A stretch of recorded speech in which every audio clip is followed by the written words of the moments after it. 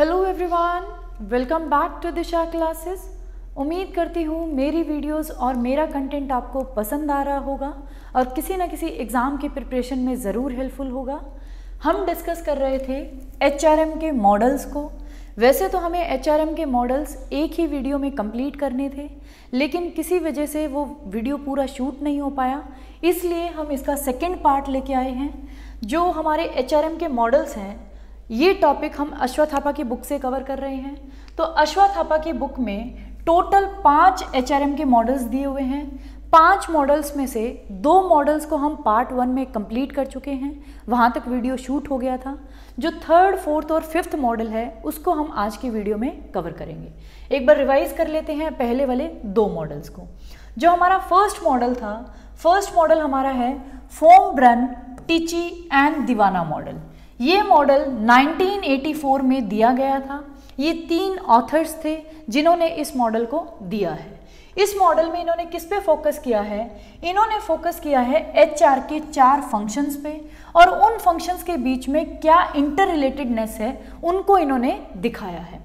अगर 4 हम उन फंक्शंस की बात करें तो इन्होंने कहा है HRM के 4 फंक्शंस कौन से हैं। सबसे पहले है सिलेक्शन, सिलेक्शन के बाद है human resource development, human resource की डेवलपमेंट के बाद आप उनकी परफॉर्मेंस की अप्रेजल करेंगे, परफॉर्मेंस अप्रेजल के बाद आप उन्हें रिवॉर्ड्स देंगे, और इन चारों फंक्शंस के बाद जाके आपको मिलेगी ऑर्गेनाइजेशनल इफेक्टिवनेस। लेकिन इस मॉडल को इनकम्प्लीट माना गया है क्योंकि इसने HR के सिर्फ 4 फंक्शंस पे फोकस किया है, और जो हमारे इन्वायरमेंटल और कंटिजेंसी फैक्टर्स हैं उनको कम्प्लीटली इग्नोर कर दिया। तो जो ये हमारा मॉडल है फोम ब्रन का, इसको इनकम्प्लीट कहा गया है क्योंकि इसने HR के सिर्फ 4 फंक्शंस पे फोकस किया है। जो अदर फैक्टर्स हैं, इन्वायरमेंटल एंड कंटिजेंसी फैक्टर्स, उनको कम्प्लीटली इग्नोर कर दिया। सेकेंड मॉडल हमारा है हार्वर्ड मॉडल। हार्वर्ड मॉडल किसने दिया है? हार्वर्ड ने दिया है, और उन्होंने क्लेम किया है कि भी उनका मॉडल कॉम्प्रिहेंसिव है क्योंकि उन्होंने 6 क्रिटिकल कंपोनेंट्स ऑफ HRM को अपने मॉडल में इंक्लूड किया है। हार्वर्ड के मॉडल में आपको HRM के 6 क्रिटिकल कंपोनेंट्स देखने को मिलेंगे, इसीलिए इन्होंने अपने मॉडल को कॉम्प्रिहेंसिव मॉडल बताया है। तो देखते हैं कौन से वो 6 कंपोनेंट्स हैं। अगर हम कंपोनेंट्स की बात करें तो इन्होंने कहा है स्टेक होल्डर्स के इंटरेस्ट को देखें। बहुत सारे ऑर्गेनाइजेशन में स्टेक होल्डर्स होते हैं, जैसे आपकी मैनेजमेंट है, शेयर होल्डर्स है, एम्प्लॉयज़ हैं, गवर्नमेंट है, यूनियन है। उसके बाद इन्होंने कहा है सिचुएशनल फैक्टर्स हैं, आपकी लेबर मार्केट कैसी है, यूनियन कैसी है, लॉज कैसे हैं, सोसाइटल वैल्यूज़ कैसी है, टेक्नोलॉजी कैसा इन्वायरमेंट है। तो ये कह रहा है इन दोनों को देख के, स्टेक होल्डर्स के इंटरेस्ट को और सिचुएशनल फैक्टर्स को देख के आपको क्या करना है, ह्यूमन रिसोर्स मैनेजमेंट की पॉलिसीज़ बनानी है, पॉलिसीज़ को सेलेक्ट करना है। पॉलिसीज़ में हमारे होगी ह्यूमन रिसोर्स का फ्लो कैसा होगा, रिवॉर्ड सिस्टम क्या होगा, वर्क सिस्टम क्या होगा। इसके बाद आपको क्या मिलेंगे, ह्यूमन रिसोर्स के आउटकम्स। ह्यूमन रिसोर्स के आउटकम्स किस फॉर्म में मिलेगी? उनकी commitment, competence, congruence, cost effectiveness. उसके बाद जब HR के आउटकम्स मिले हैं तो उसके बाद आपको मिलेंगे long term consequences. Long term consequences में आपको क्या मिलेंगे? Individual wellbeing, societal wellbeing, organisational effectiveness. तो ये हो गए हमारे 5 कंपोनेंट्स: स्टेक होल्डर्स का interest, situational factors, human resource management की पॉलिसी चॉइसेस, ह्यूमन रिसोर्स के आउटकम्स, फिर लॉन्ग टर्म के कॉन्सिक्वेंसेज। इसके बाद 6th हमारा है फीडबैक। लॉन्ग टर्म कॉन्सिक्वेंसेज के बाद फीडबैक जाएगा, दोबारा से यही प्रोसेस क्या होगा, रिपीट। तो ये था हार्वर्ड का मॉडल, जो कॉम्प्रिहेंसिव मॉडल है जिसमें उसने HRM के 6 कंपोनेंट्स को इंक्लूड किया है।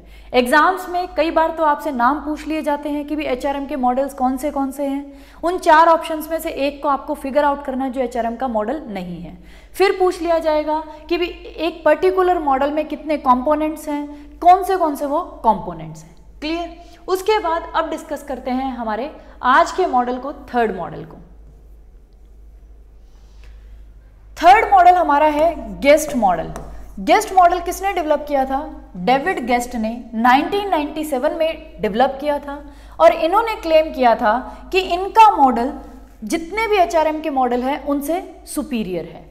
अगर हम इनके मॉडल की बात करें तो इन्होंने भी अपने मॉडल में एचआर के 6 कंपोनेंट्स को दिखाया है और उन 6 कंपोनेंट्स के लॉजिकल सीक्वेंस को भी दिखाया है कि भी ये जो एचआर के 6 कंपोनेंट्स हैं ये इसी सीक्वेंस में चलेंगे, पहले ये होगा फिर ये होगा फिर ये होगा। तो इन्होंने इन 6 कंपोनेंट्स की लॉजिकल सीक्वेंस भी दिखाई है।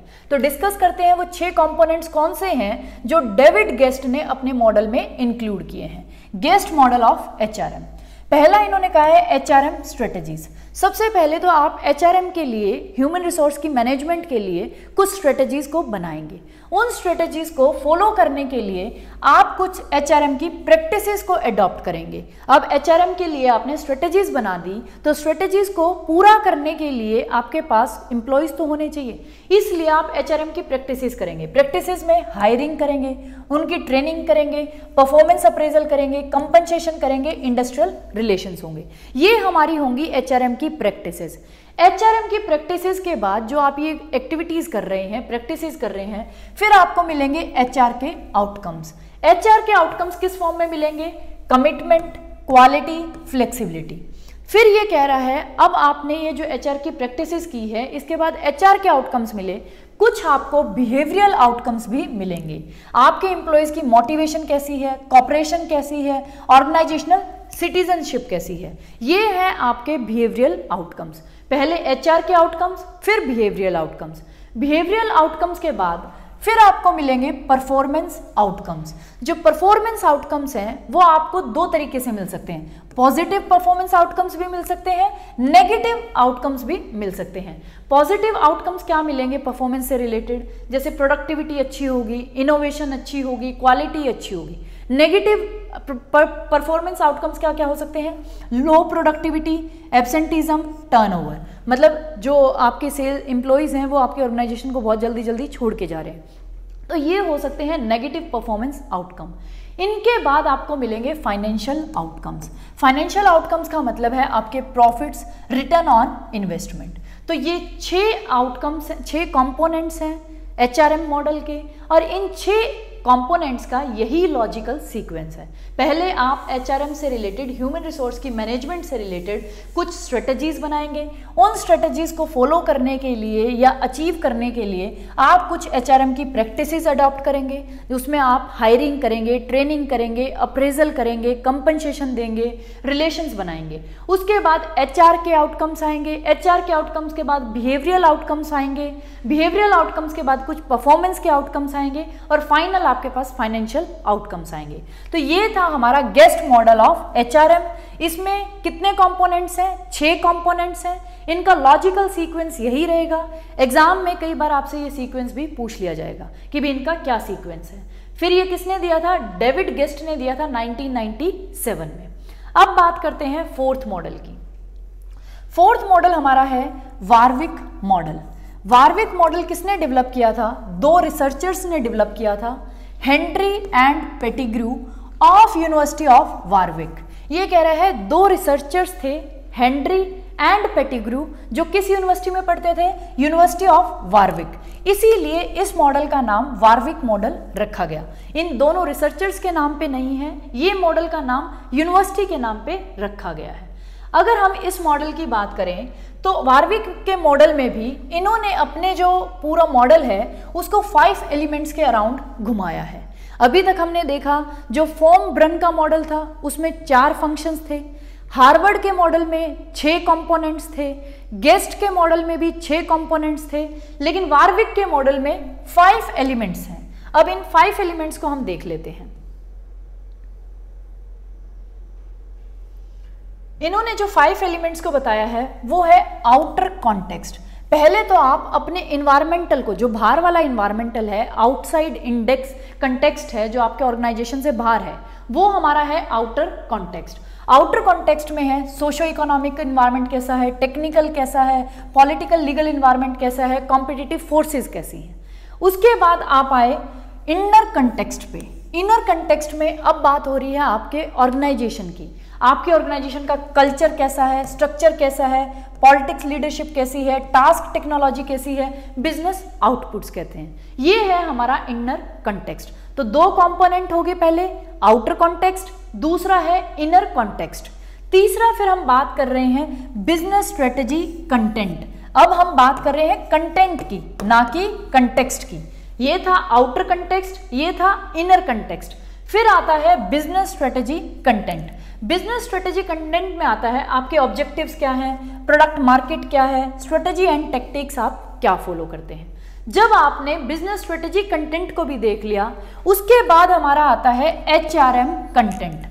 HRM कंटेंट में आपके HR के फ्लोज कैसे हैं, वर्क सिस्टम कैसा है, रिवॉर्ड सिस्टम कैसा है, एम्प्लॉय रिलेशंस कैसे हैं, ये हमारे आते हैं HRM कंटेंट में। तो दो हमने कंटेक्स्ट देख लिए, आउटर कंटेक्स्ट, इनर कंटेक्स्ट। उसके बाद हमने बिजनेस स्ट्रेटेजी कंटेंट देखा, HRM का कंटेंट देखा। फिर आता है HRM का कंटेक्स्ट। HRM के कंटेक्स्ट में है रोल, डेफिनेशन, ऑर्गेनाइजेशन, HR के आउटपुट्स। तो ये 5 एलिमेंट्स हो गए जो किसके मॉडल में दिए गए हैं, वार्विक के HRM के मॉडल में दिए गए हैं। पहला है आउटर कंटेक्स्ट, दूसरा है इनर कंटेक्स्ट, उसके बाद आप देखेंगे बिजनेस स्ट्रेटेजी का कंटेंट, फिर HRM का कंटेंट, और फिफ्थ हमारा है